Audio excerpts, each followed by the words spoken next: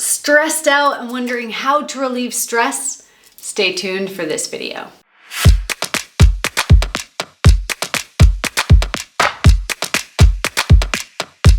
My name is Tiffany Toombs. I'm a high-performance mindset coach that has worked with thousands of people across the world to help them develop strategies and habits in their life to relieve stress and to become a high performer with a high-performance mindset. There are 3 different categories that we can feel stress in our life: physical stress, mental stress, and spiritual or emotional stress.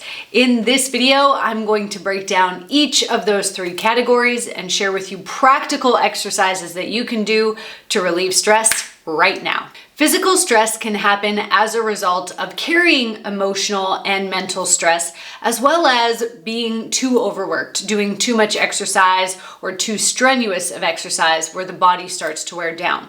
There's some incredibly powerful exercises that you can do that will allow the body to still get a workout, but will allow the body to find rest, rejuvenation, and relaxation as well. My favorite technique for relieving physical stress is yin yoga. This is a type of yoga where you hold the poses for anywhere between 2 and 5 minutes long.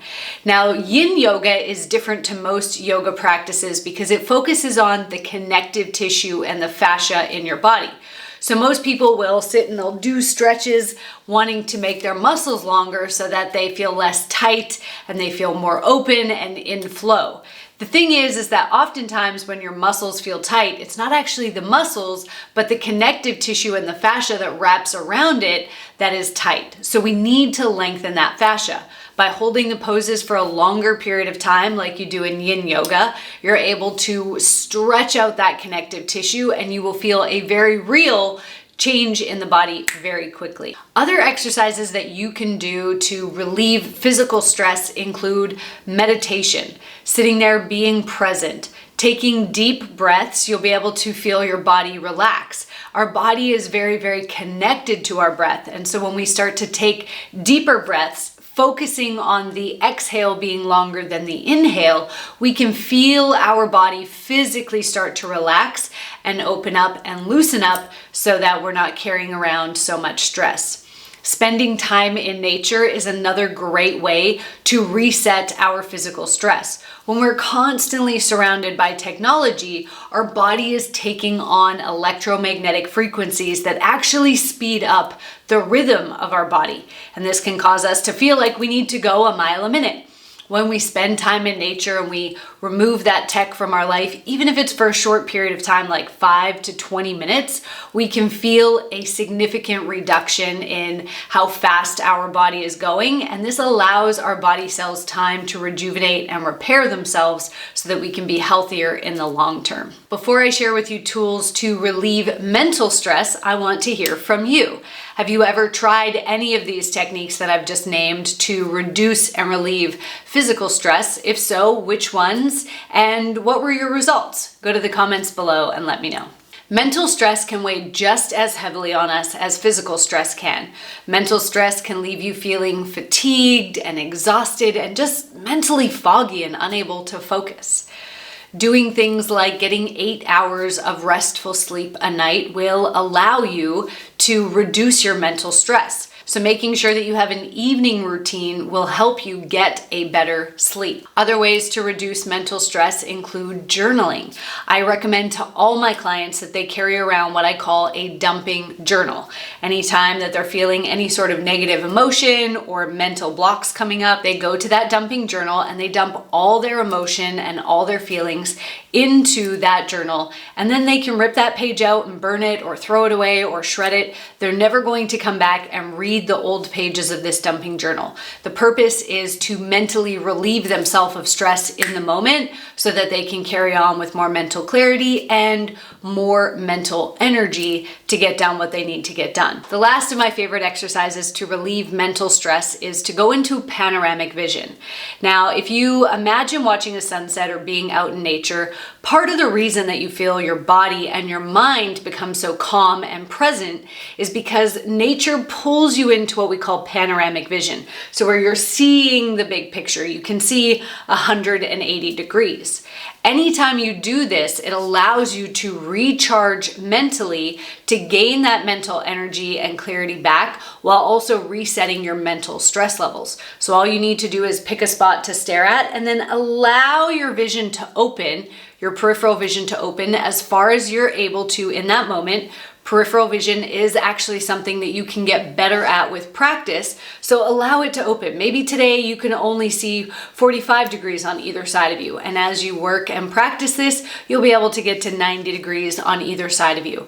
Doing this for 2 minutes every hour will significantly change your productivity, your clarity, and your creativity throughout the day because, as I said before, it resets your mental stress levels. Now, before I share with you tools on how to relieve spiritual and emotional stress, I want to remind you to subscribe to my channel. I'm putting out brand new content every single week that is going to help you overcome stress, overcome mental blocks, so that you can become the high performer that you want to be. So go ahead and click that subscribe button below and like this video while you're there. I've found that people often downplay the impact of spiritual and emotional stress on the body. But the reality is that spiritual and emotional stress weighs on both the mind and the body, and so it creates more stress all around. Some of my favorite techniques for relieving spiritual and emotional stress is to cut cords. If you have any energy vampires in your life who've become energetically connected and now they're sucking your energy out, that can be really emotionally and spiritually draining. What I recommend is every night just before you go to bed, imagine all the cords that have attached to you. You don't have to know who's on the other end of the cord, just see the cords that have attached themselves to you, and imagine taking scissors or a knife or even a sword and just cut all of those cords. You'll have a much deeper and more restful sleep, and eventually those people will reconnect themselves to you, but you'll be able to recharge on your own energy for a period of time. Releasing emotional baggage and doing inner child work to heal our inner children also relieves a significant amount of spiritual and emotional stress. What most people don't realize is when you suppress emotions, when you stop yourself from fully experiencing them, you store them in the body. Now, they get stored in different body tissues. For example, the liver is linked to holding on to anger. Your kidneys are linked to criticism and rejection.